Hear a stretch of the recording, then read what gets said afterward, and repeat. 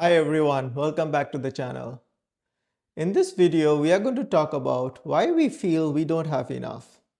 Is it because of greed, insecurity, or the psychology behind money? Let's find out. Do you ever notice that even when life is objectively comfortable, the mind still finds reasons to feel unsettled? Not necessarily struggling, just uneasy? A quiet sense that something is missing, that you should be doing more, earning more, reaching something further away, just not content with what we have. What's interesting is that this feeling shows up across income levels. People earning modest amount feel it, so do people earning very high incomes. Today I want to explore a simple but uncomfortable question. Is this feeling of not having enough driven by greed or by insecurity or something else? So let's dive into the paradox of income and happiness.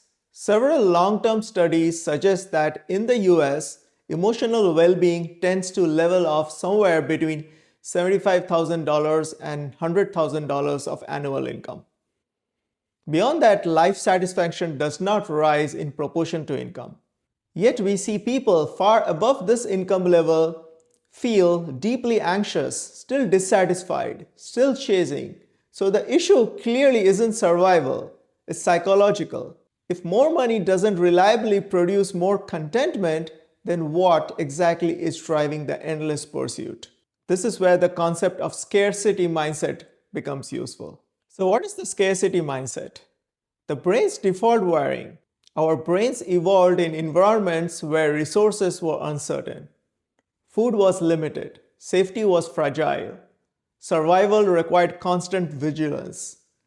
That wiring did not disappear when society modernized. Today, scarcity often isn't about food or shelter. It's about status, security, control, relevance. The mind stays alert, scanning for gaps. Am I doing enough? Am I falling behind others? What if I lose what I've built? This is not greed in the traditional sense, it's more subtle.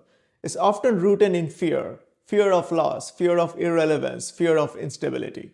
And what is happening, the social comparison is quietly amplifying this problem. Modern life constantly feeds comparison. We see other people's careers, their investments, their lifestyles, their vacations, their achievements. Even when we are doing objectively well, comparison creates a distorted lens. There is always someone doing more, always someone ahead, always another benchmark. This doesn't motivate long-term clarity. It produces restlessness.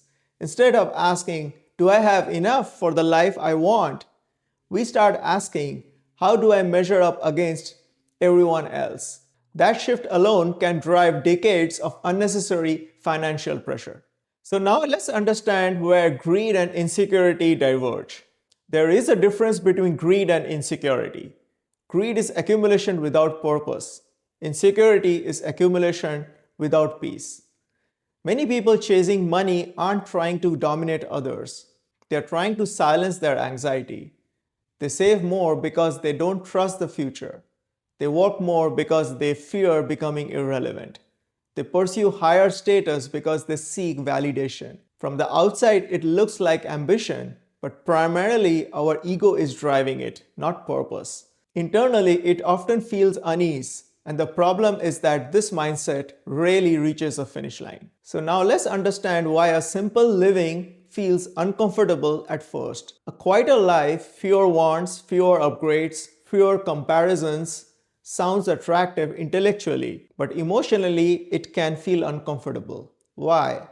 Because simplicity forces us to confront our own thoughts without distraction. It removes the constant dopamine of striving.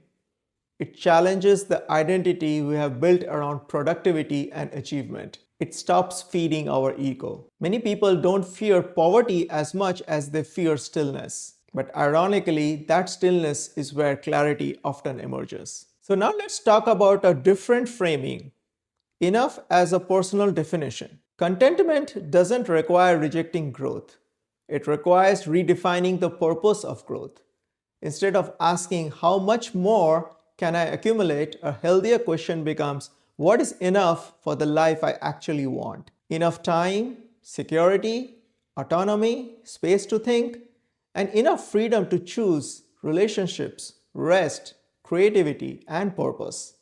Wealth then becomes a tool, not a scorecard. So, in closing, is the root cause greed or insecurity?